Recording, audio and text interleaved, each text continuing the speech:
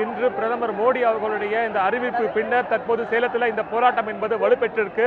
அதாவது சேலம் மாவட்ட ஆட்சியர் அலுவலகம் முன்பு 2000க்கும் மேற்பட்ட மாணவர்கள் மறியல் போராட்டத்தில் ஈடுபட்டு வந்துட்டு இருந்தாங்க. இதனைத் தொடர்ந்து தற்போது பெங்களூரிலிருந்து காரைக்கால் செல்லக்கூடிய ட்ரெயினை மறித்து தற்போது இந்த ஆர்ப்பாட்டக்காரர்கள் இந்த போராட்டத்தில் ஈடுபட்டு வந்துட்டு இருக்காங்க. குறிப்பாக பார்த்தீங்கன்னாக்கா சேலத்தில் இருக்கிற அந்த அனைத்து தனியார் கல்லூரி மாணவர்களும் அதே போல பொதுமக்களும் இந்த போராட்டத்தில் ஈடுபட்டிருக்காங்க. தற்போது இந்த நேரடி காட்சிகளை நீங்க பார்க்கலாம். குறிப்பாக சேலம் அரசு மருத்துவமனை முன்பாக இந்த ட்ரெயின் சென்று ஓடும் ட்ரெயினை தடுத்து நிறுத்தி தற்போது மாணவர்கள் அந்த ட்ரெயின் மேல ஏறி நின்று இந்த போராட்டத்தில் ஈடுபட்டு வந்துட்டு இருக்காங்க. குறிப்பா இந்த ட்ரெயின் பெட்டி முழுவதுமே கடைசி வரை குறிப்பா அதாவது சேலம் அரசு மருத்துவமனையில் இருந்து லீபுஜார் பால் மார்க்கெட் வரையிலான ஸ்டேஷன் இருக்கு. அதுவரையிலும் இந்த ட்ரெயின் பெட்டிகளுக்கு மேலே மாணவர்கள் மேலே ஏறி நின்று மத்திய அரசுக்கு எதிராக கோஷங்கள் எழுப்பி வந்துட்டு இருக்காங்க. இன்று இந்த முதல்வர் சந்தித்த பிறகு நல்ல முடிவு எதிர்பார்த்திருந்த இந்த மாணவர்களுக்கு ஒரு மிகப்பெரிய அதிர்ச்சியை ஏற்படுத்தி இருக்கு. தொடர்ந்து 2 நாட்களாக தொடர் போராட்டத்தில் ஈடுபட்டிருந்த மாணவர்கள் தற்போது இந்த ரயில் மறியலில் ஈடுபட்டு வந்துட்டு இருக்காங்க.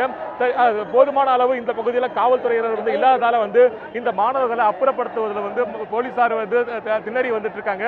குறிப்பா 2000க்கும் மேற்பட்ட மாணவர்கள் சேலம் மாவட்ட ஆட்சியர் அலுவலகம் முன்பாக ஆர்ப்பாட்டத்தில் ஈடுபட்டு இருந்தவர்கள் தற்போது இந்த ரயில் மறியலில் ஈடுபட்டு வந்துட்டு இருக்காங்க.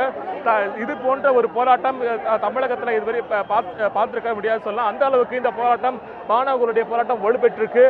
அதாவது இந்த பகுதி முழுவதுமே இளைஞர்களாகவே காட்சி அளிச்சிட்டு இருக்காங்க. குறிப்பா சொல்ல போனா நேற்று 5000 மாணவர்கள் இந்த போராட்டத்தில் திரண்டாங்க.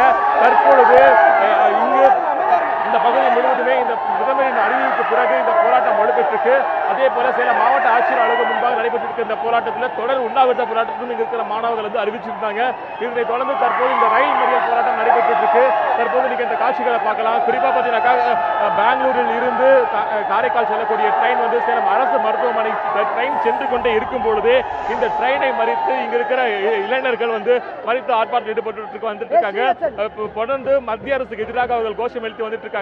மோடி அவசர சட்டத்தை பிறப்பிப்பார், நல்ல முடிவு கிடைக்கும் என்று எதிர்பார்த்திருந்த மாணவர்களுக்கு மிகப்பெரிய அதிர்ச்சி ஏற்படுத்தி இருக்கு. திருப்பி நீங்க பார்க்கலாம், இந்த கடைசி முறை ட்ரெயின் பெட்டிகளுக்கு மேலே நின்று கண்ணுக்கு எட்டிய தூரம் இளைஞர்களுடைய கூட்டம் தான் இந்த ட்ரெயின் பெட்டியில காட்சி அளிச்சிட்டு இருக்கு. இந்த போராட்டம் குறித்து நம்மிடையே பெண்களும் இருக்காங்க, இளைஞர்கள் இருக்காங்க. முதல்ல நான் இவர்கிட்ட கேட்கலாம், இந்த பிரதமருடைய அறிவிப்பு எப்படி பாக்குறீங்க? பிரதமருடைய அறிவிப்பு எப்படி பாக்குறீங்க நீங்க? இது நாங்க இத்தனை நாளா போராட்டம் பண்றோம். அவர் எங்க போராட்டம் மதிக்கிற மாதிரியே தெரியல எங்களுக்கு. அவர் எங்க போராட்டத்தை செவிக்கிற மாதிரி தெரியல. இனிமேட்டு எங்க போராட்டம் எல்லாமே சென்ட்ரல் கவர்மெண்ட் நோக்கி தான் திரும்பும். நாங்க ரயில் மறியல் பண்ணுவோம். நாங்க மட்டும் இல்ல, தமிழ்நாட்டில் இருக்க எல்லா ஊருமே எல்லாருமே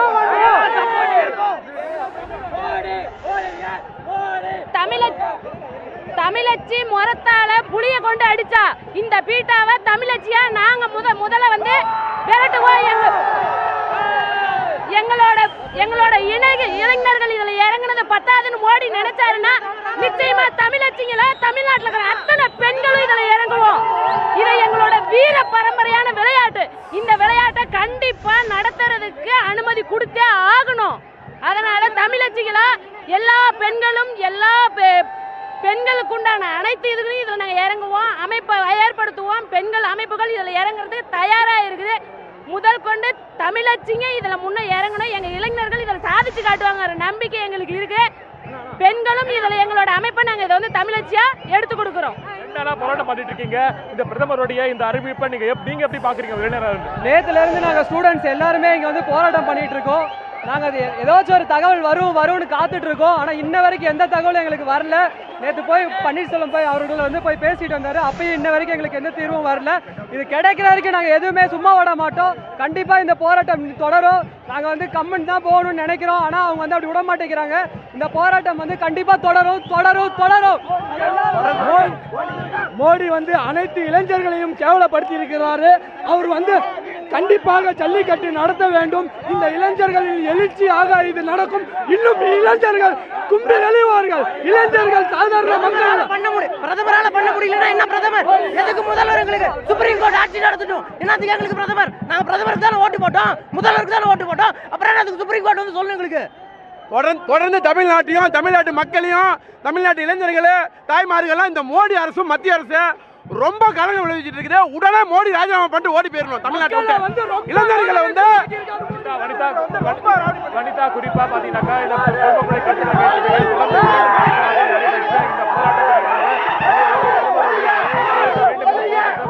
அமைஞ்சிருக்கு. குறிப்பா பாத்தீங்கன்னாக்கா இந்த ரயில் மேலே நின்றுட்டு மோடியோடைய உருவப்படத்தையும் வந்து இங்க வந்து வச்சிருக்காங்க. அதே போல இந்த குறிப்பா பாத்தீங்கன்னாக்கா 4 கிலோமீட்டர் தூரத்துல வரையிலும் வந்து இளைஞர்களுடைய கூட்டமா தான் இருக்கு. குறிப்பா அனைத்து ட்ரெயின்ல இருக்கிற அனைத்து பெட்டிகள் மேலேயும் வந்து இளைஞர்கள் கூட்டம் இருக்கு. அதே போல இந்த பகுதியில இந்த வேடிக்கை பார்ப்பது குறிப்பா பள்ளி மாணவர்கள், கல்லூரி மாணவர்கள் என அனைவரும் ஒன்று திறந்து தற்போது சேலம் அரசு மருத்துவமனை முன்பாக அதாவது பெங்களூரிலிருந்து காரைக்கால் செல்லக்கூடிய இந்த ட்ரெயினை மறித்து தற்போது இந்த போராட்டம் நடைபெற்று வந்துட்டு இருக்கு.